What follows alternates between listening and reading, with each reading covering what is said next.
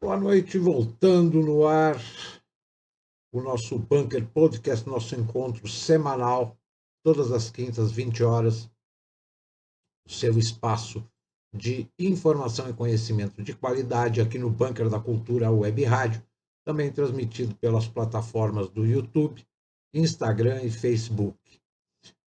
Hoje eu trago três temas para a gente expor e também alguns comentários a respeito da nossa realidade brasileira, não muito satisfatória. O primeiro tema que eu trago para hoje é sobre um futuro previsto.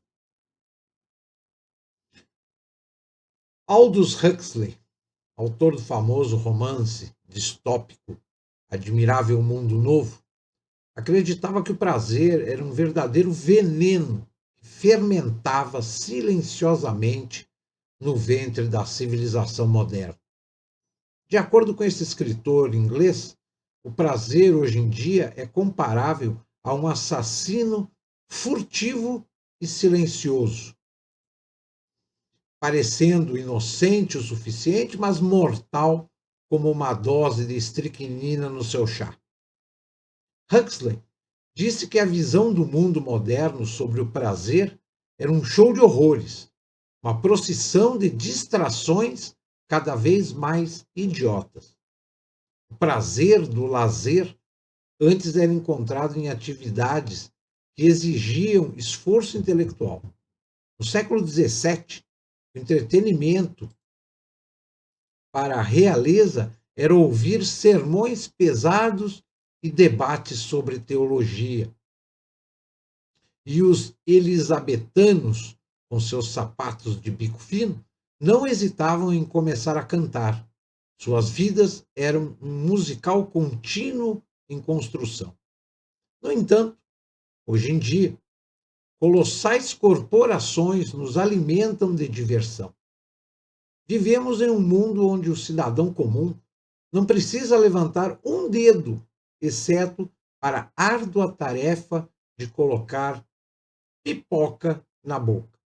Milhares de cinemas regurgitam o mesmo conteúdo, transformando rascunhos de quarta categoria em sucessos mundiais.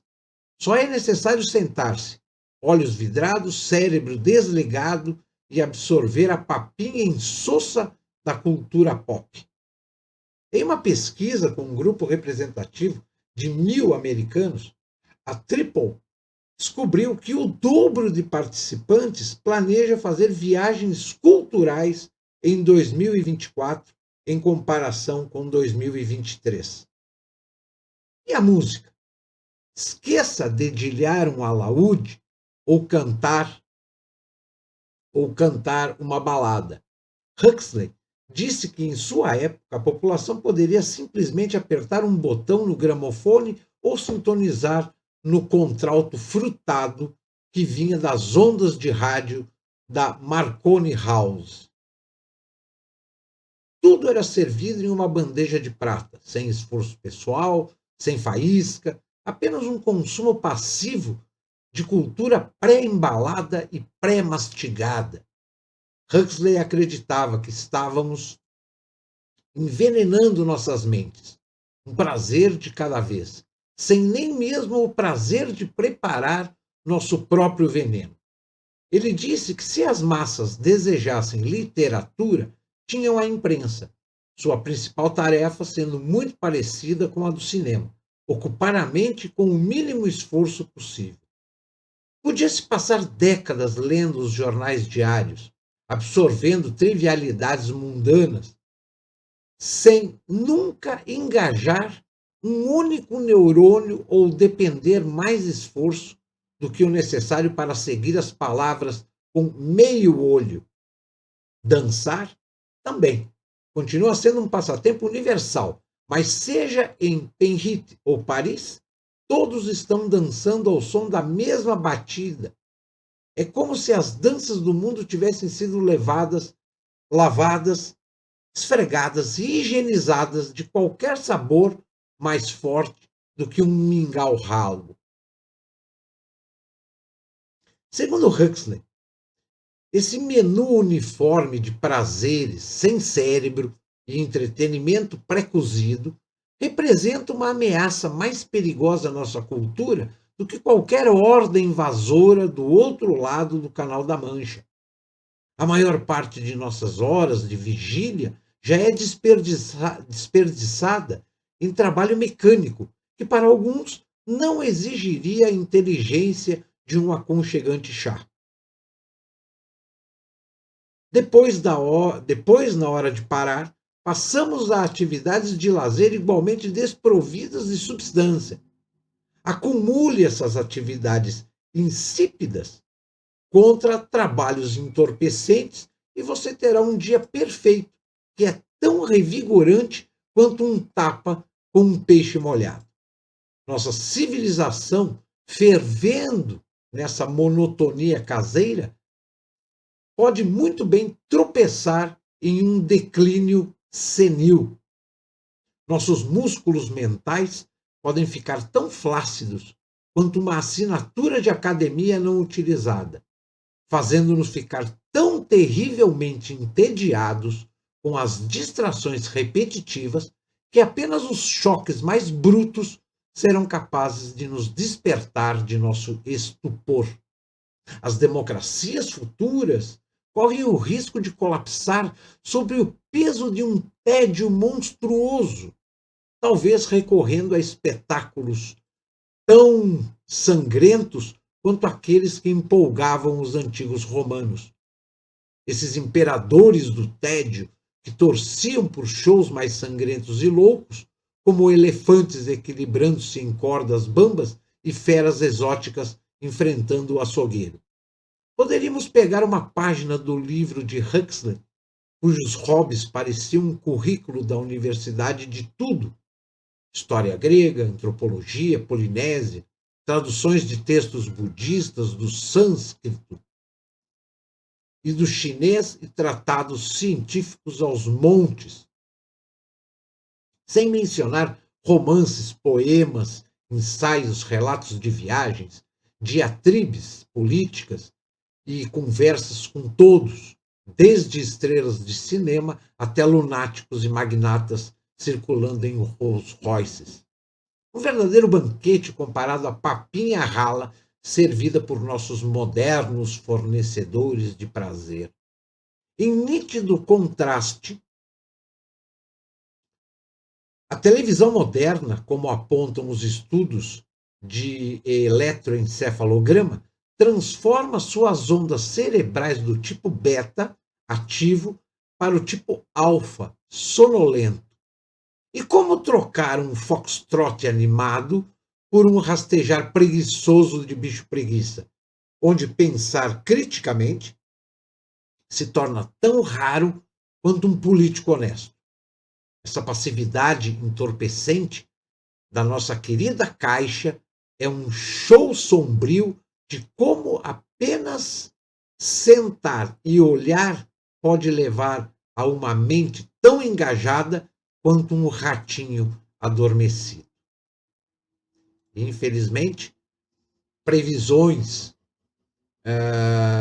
análises feitas há quase 100 anos se concretizam nas últimas décadas com um realismo tão forte, tão veemente, e o que mais espanta é que as pessoas acham isso bonito, não conseguem ver o quão estão sendo prejudicadas pelo excesso de prazer fútil e parcial.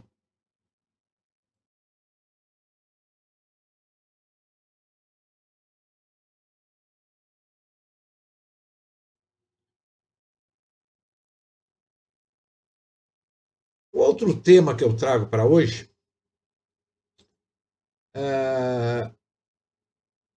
diz respeito à mentalidade contemporânea. Mentalidade contemporânea é essa tão festejada com modernismos e altas tecnologias, mas que, na verdade, não traz nenhum tipo de boa perspectiva.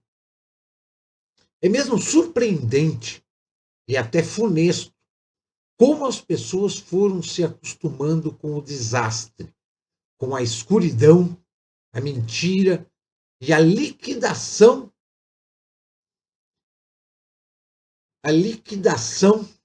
da, da cultura ocidental.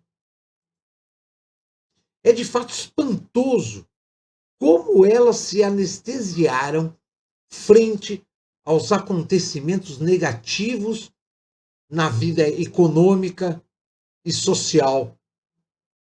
Eu diria que elas renunciaram à lógica e à realidade objetiva. Doutrinação, enganação, cansaço e até falta de alternativas podem ser elementos explicativos. Certo que os apologistas da ideologia do fracasso estão por todas as partes e em grande número. A dissonância cognitiva não os deixa realizar que são meras peças de manobra no grande tabuleiro dos interesses de uma elite que só pensa naquilo, mais poder. Parece não adiantar argumentar validamente sobre a verdade verdadeira. Conversa-se com surdos. Nesse jogo sujo, inepto e iludidos, rezam diariamente pelo Estado grande, o salvador de suas pobres vidas, o propagador do câncer incurável do intervencionismo corrupto. A construção é lenta e penosa. A destruição é rápida como um piscar de olhos. Como líderes psicopatas e perversos conseguiram converter jovens mimados e revoltados em guerreiros da destruição dos valores civilizacionais virtuosos? Como lograram cancelar a cultura de verdade embasada nos valores morais, em prol do imediatismo de viver segundo seus desejos e sentimentos, desconectados dos valores da civilização, basilares e sustentados nas areias movediças das crenças, das falácias e da vitimização? Sob o véu da ignorância, disfarçados de nobreza, diversidade e inclusão assumiram o protagonismo dos valores virtuosos a ser cultuados. Quem diverge transforma-se num herege, um negacionista. Não há mais fronteiras para o crescimento do engodo e da vitimização. Parecem não existir instrumentos para desarmar a névoa da ilusão e das paixões sectárias. Os donos do mundo e das retóricas e falácias são agentes do Estado, políticos e outros políticos vestindo togas negras disfarçados de juízes. Esses só se preocupam narrativamente com o povo, concedendo privilégios e mais desdireitos absurdos, que, a despeito de proclamarem o bem-estar geral, hipotecam o futuro da nação. As migalhas regaladas no presente são o veneno para um futuro alvissareiro. As pessoas parecem ter terceirizado o ato de pensar para outros de suas tribos. Evidente que não pensam. Assumiu o volante translocado à escassez de racionalidade. Sumiu a capacidade de pensar logicamente a fim de se fugir das contradições. É a lógica que permite que se identifiquem falácias e o que nos faz tomar decisões embasadas em evidências. Sem ela, mandam os preconceitos cognitivos. Evidências estão nos fatos da realidade, não em suposições, achismos ou crenças. Programas de mais direitos, menos deveres, tornaram-se incontestáveis. Retrocessos populistas estão sempre à mesa, tais como política industrial, estatais para compadres, políticas identitárias, descabidas, enfim, tudo para o voto ou ganhar um quinhão. Nada das evidências vencedoras, nada de desregulamentação, corte de impostos, redução da máquina estatal e a não intromissão do Estado em nossas vidas. Não me contento com esse admirável mundo novo. É seguro que é necessário preservar a verdade e aquilo que deu e dá certo. Evidente que necessitamos estar abertos para aprender e rever a partir de novas informações e fatos, não em embustes, falácias e crenças despropositadas. A boa notícia é que a verdade, timidamente, aparece aqui e ali. Contudo, a má notícia é que, depois de viver muito tempo no escuro das cavernas progressistas, uns já eram dotados da cegueira, outros podem ficar cegos pela luz da verdade.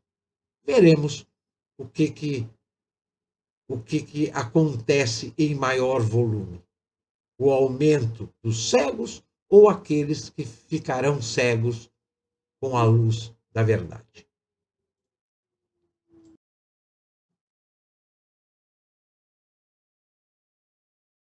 E para falar sobre realidade brasileira, hoje eu trago um breve artigo do professor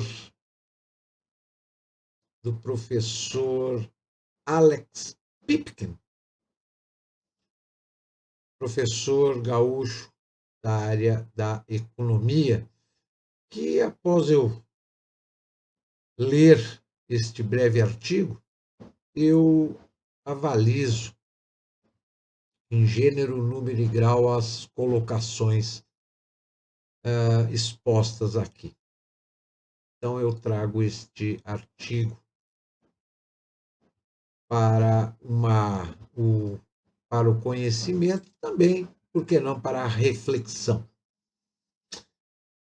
Diz o nosso professor: aqui, na Republiqueta das Bananas e do Arroz, o povaréu incauto não perde a oportunidade de perder as oportunidades para construir um país mais digno e melhor para as gerações futuras.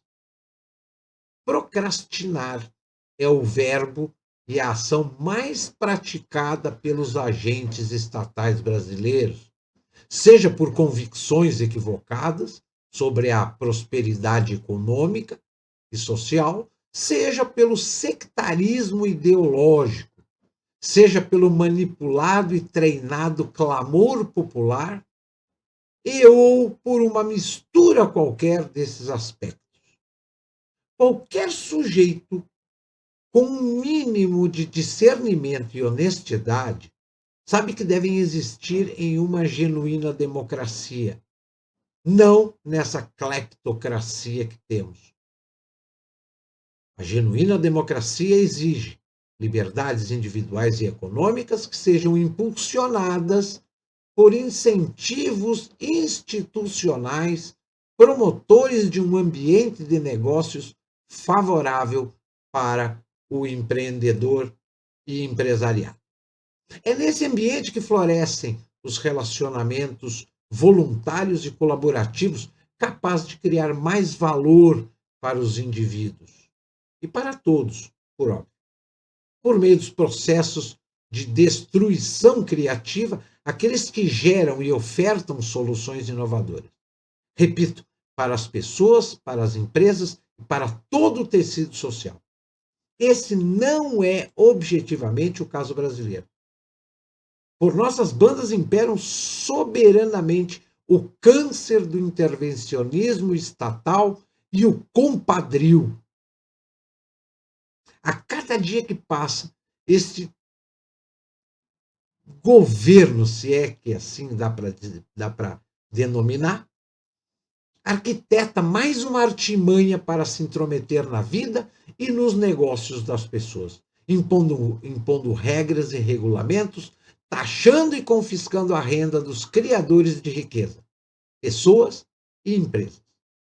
Não se trata de narrativa, tampouco fake news. São os fatos que comprovam que países livres na economia alcançam maior desenvolvimento econômico e social, já que os empreendedores inovadores são menos inibidos pelas nefastas e esdrúxulas políticas estatais intervencionistas. Aqui não se quer enxergar essa realidade a um palmo do nariz. Nesse país da hipocrisia e da mentira escrachada, sem falar na burrice planejada, apenas as ideias e os interesses pessoais ou tribais são válidos e reais. Ou seja, a realidade objetiva não passa de uma mera abstração. Os fatos cotidianos são bizarros. O presidente da Febraban disse que o setor bancário manifesta apoio institucional ao ministro da Fazenda. Evidente, Fernando Haddad é um democrata liberal, ferrenho defensor do mercado, vis-a-vis ao trágico intervencionismo do Estado. É um escárnio. Fernando Haddad é um intelectual com profundo conhecimento em socialismo stalinista, jamais em democracia liberal. Talvez o apoio declarado seja porque esse modelo econômico coletivista e intervencionista tenha sido planejado juntamente com os banqueiros interesseiros e interessados na manutenção de um quadro econômico de estagnação, que reflete a procrastinação quanto às fundamentais reformas, em especial a reforma administrativa do Estado e a respectiva vanguarda do atraso. Não é por acaso que uma série de banqueiros, empresários e economistas renomados que fizeram e continuam apoiando o presidente, agora se lamentam e, de forma atrasada, porém adequada, apontam que a nau vermelha do governo navega em mares tranquilos na direção do naufrágio. Honestamente, quem não sabia da tragédia anunciada de que esse governo não respeitaria o cumprimento das metas fiscais? Aliás, na cabeça do socialismo que impera no país, para eles, apenas um Estado endividado e que fomenta e gerencia tudo é capaz de fazer o país crescer. Ou seja, tudo o que se pensa que é para o bem resulta para o mal. Novamente, de acordo com o que é provado pelos fatos, países que asseguram as liberdades individuais e econômicas, a propriedade privada, incentivando o empresariado e possuem uma tributação justa, são os que alcançam maiores níveis de desenvolvimento. Este país chamado Brasil é o império do estatismo e da mentira das políticas promovidas nos últimos 35 anos, que prometem a salvação popular e entregam a pobreza e o subdesenvolvimento para a sociedade.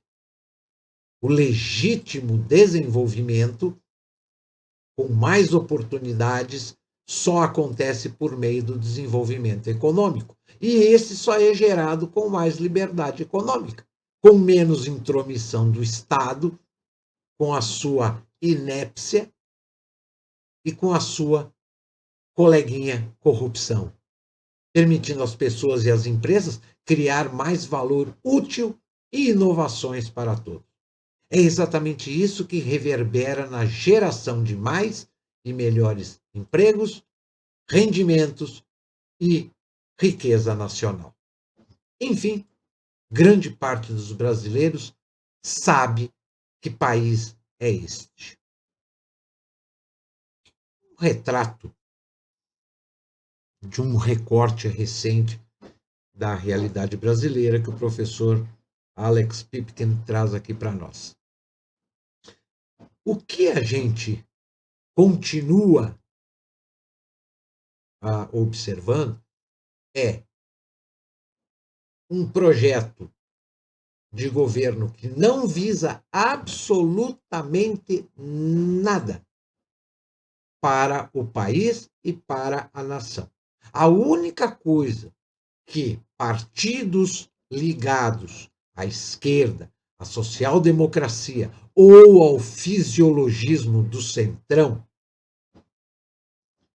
a única coisa que eles visam é poder. O problema deles é a manutenção de poder, é transformar a política em emprego, e aí, através do voto, eles chegam lá, se estabelecem, se mantêm com campanhas infinitas, com dinheiro do Estado, que é espoliado do contribuinte, e eles, com dinheiro público, eles constroem a profissão política. Nenhum modelo socialista, seja ele modelo econômico ou social, visa o bem-estar da nação. O modelo econômico é falido. E o modelo social deles é riqueza para quem está no topo da pirâmide de poder, e o resto tem que trabalhar muito para sustentá-los, pois eles apenas se mantêm no poder com mentiras, enganações, abusando da falta de conhecimento, da falta de informação, da desesperança ou do excesso de esperança das pessoas, do desespero das pessoas em querer ver um país diferente. O Bunker Podcast dessa quinta-feira fica por aqui. Eu retorno na próxima quinta com com novos temas para novas reflexões e conhecimento geral. Uma boa noite a todos e até lá.